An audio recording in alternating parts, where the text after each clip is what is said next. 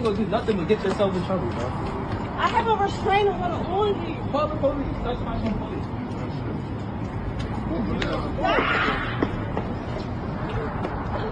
That's why she recording. Hey! Get the fuck off her, you asshole! Leave her the fuck alone, I'm calling the cops! Come here, girl! Come here! Don't you fucking hurt her! And I heard like pop, pop, pop. And I thought it was firecrackers. Clearly it was not. And so I went to the window to see where the fireworks were let off. And then I saw a guy walking very casually with a gun in his hand. 27-year-old Shakeia Allen was a vibrant, ambitious mother with a zest for life, dedicated to her daughter's well-being. Working at Amazon and pursuing lash work part-time, she balanced her responsibilities with a laid-back, fun-loving spirit.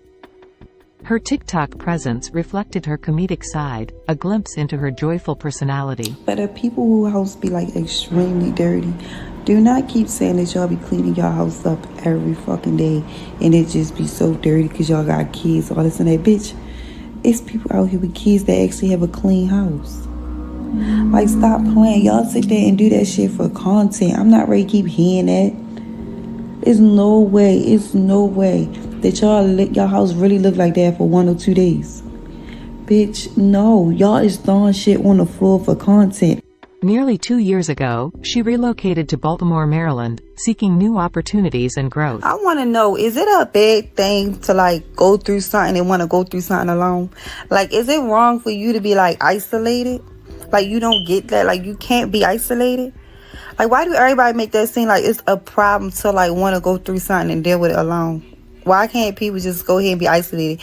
And why can't, like, if you're trying to elevate your life and stuff like that, why you can't separate yourself from your old crowd and like it's no hard feelings or anything, but it's like, I'm just trying to upgrade my life. Like, why do people act like it's like a bad thing? Like, why they act like people acting phony or people acting weird? Like, why nobody support it? Like, why y'all guys start talking behind a bitch back or think like something going on, like, oh, she don't fuck with us, she don't fuck with this and that? Like, why it just can't be, oh, she just trying to get herself together? Like what's wrong with that? I don't want to be in the hood forever. In Baltimore, Shakia met Amir Johnson, allegedly through work, initiating what seemed like a promising relationship. They enjoyed each other's company, even cohabiting for a period. Amir's charm won over Shakia's friends and family, evidenced in their shared videos of games and dinners. Knees, head, cup, shoulders, knees, shoulders, cup, head, knees, shoulders, head, and shoulders, knees, head, cup. However, the relationship turned dark as Amir revealed his abusive tendencies. He subjected Shakia to physical violence, even in front of her child, leaving her bruised and broken.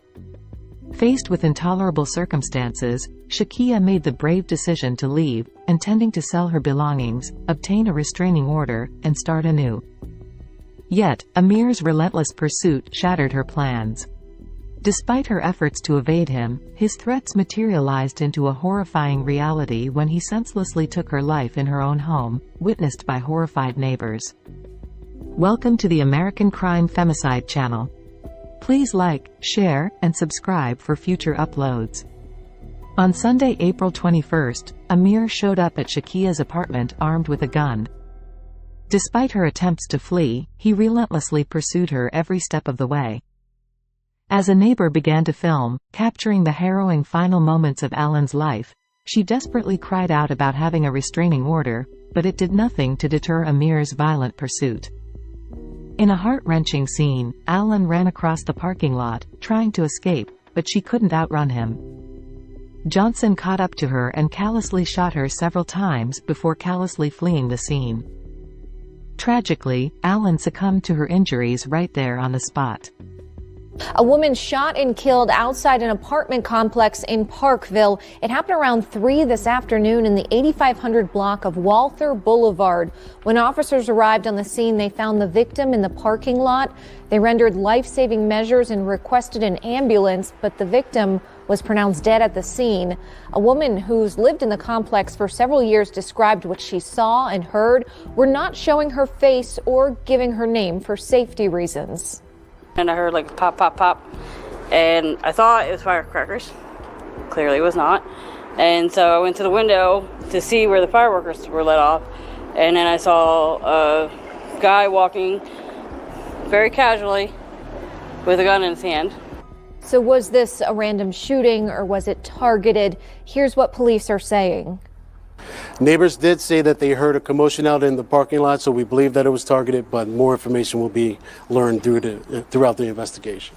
We are following developments in Baltimore County where police have confirmed a woman was shot to death in the parking lot of what neighbors tell us is a normally quiet, peaceful community. WJZ is live at County Police Headquarters. Shakeia Allen, you were the first reporter at the scene this evening. What have you learned? Well, Kelsey, police are not identifying the victim yet, but Baltimore County Police say that she was shot in the parking lot of that apartment complex. Like you said, people we spoke with there today tell us that it's normally quiet there. I thought it was firecrackers. Clearly it was not. Gunshots at the Renew apartment complex in the 8500 block of Walther Boulevard. I heard 2 shots, bap bap, then a little break, and then like 2 or 3 more shots after that, bap bap bap. And that's when I decided I'm going to call 911 now, because clearly it was a shooting and not fireworks. Baltimore County Police say a woman was shot to death in the parking lot. The shooter got away. Neighbors did say that they heard a commotion out in the parking lot, so we believe that it was targeted. Police have not released a lot of information about the shooting yet, but WJZ spoke to several neighbors who were around when it happened. Just knew not to go outside until police came. A few of them have lived in the complex a long time. I've never seen nothing like this. Like I said, I've been living around here for 9 years. It's quiet, it's peaceful, it's comfortable. You can walk, sit outside, I've never seen anything like this. While others just moved in. I thought I was moving away from the shooting and stuff, but I guess you can never move away from it because it's going to always be around. And police are waiting to notify the victim's family. That's why they have not released her name yet. New information tonight about a woman gunned down in a Parkville apartment complex over the weekend. As WMER2 News' Jeff Hager reports, the victim had recently been involved in a domestic violence dispute. The shooting came here in this Parkville apartment complex in the middle of the afternoon on Sunday.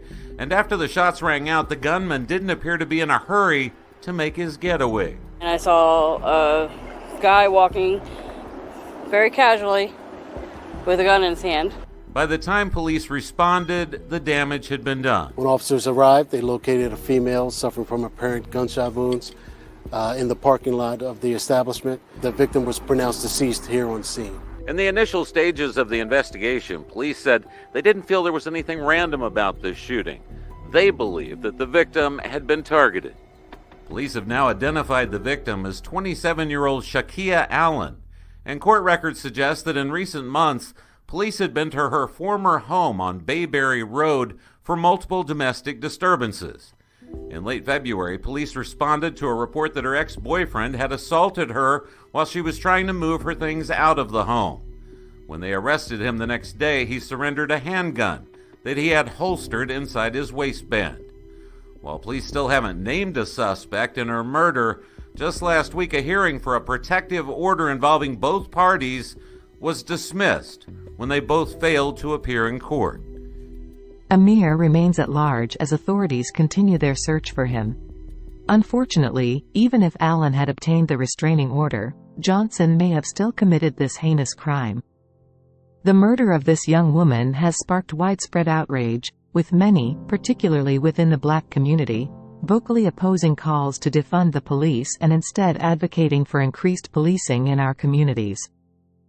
However, such responses offer little comfort in the face of this appalling tragedy.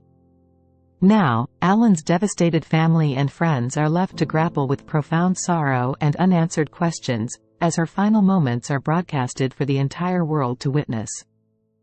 Let us stand in solidarity with them during this agonizing time and keep them in our thoughts and prayers. May Shakia Allen find eternal peace.